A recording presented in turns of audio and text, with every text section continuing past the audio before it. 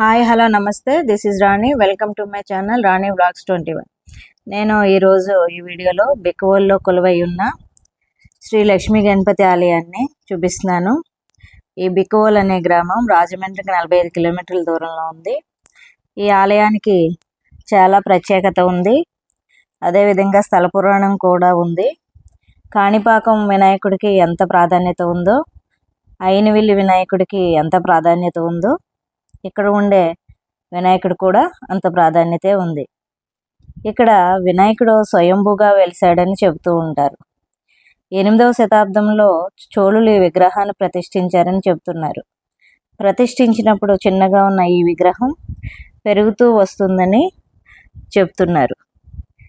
ఇది పూర్తిగా ఏకశిలా విగ్రహం, అంటే ఒకే శిలతోటి తయారైన చెక్కబడింది.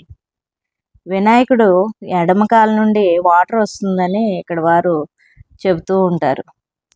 ఇక్కడ ఈ వినాయకుడు వెలిసిన ప్రదేశము చుట్టూ కూడా పొలాల్లోనే వినాయకుడు వెలిసాడని చెబుతున్నారు. ఈ విగ్రహం దాదాపుగా 7 మీటర్ల ఎత్తులో ఉంటుంది. ఇంకా భూమిలో ఎంత లోతు ఉందో ఈ విగ్రహం ఇప్పటి వరకు ఎవరికీ తెలీదు.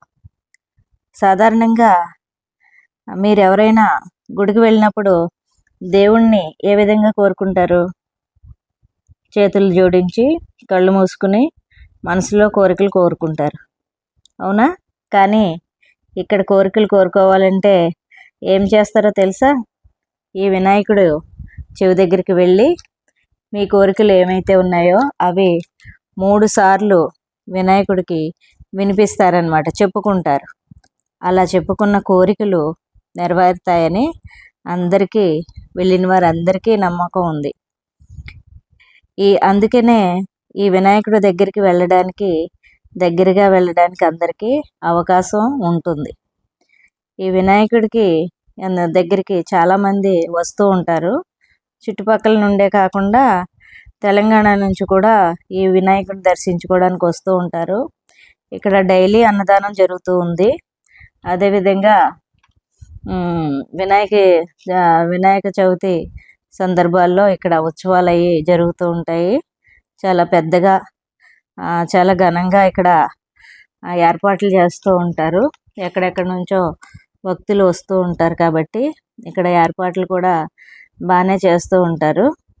చూడడానికి మీకు గుడి చిన్నగా కనిపించిన విగ్రహం మట్టుకు చాలా ఆకర్షణీయంగా, చాలా పెద్దగా ఉంటుంది. చిన్నగా ఉండే విగ్రహము పెద్దగా అవుతూ పెరుగుతూ వస్తుందని ఇక్కడ వాళ్ళు చెప్తూ ఉంటారు. ఇది తప్పకుండా దర్శించుకోవాల్సిన ఒక గుడి. ఇది అందరికీ కూడా అందుబాటులో ఉంటుంది. ఎవరైనా కూడా వెళ్ళి దర్శించుకోవచ్చు. ఈ వినాయకుడికి చేసే అలంకరణ కూడా చాలా ప్రత్యేకంగా ఉంటుంది, చాలా అట్రాక్టివ్గా ఉంటుంది. పూలదండలు కానీ, వెండితో వేసిన కవచాలు కానీ చాలా ఆకర్షణీయంగా కనిపిస్తూ ఉంటాయి.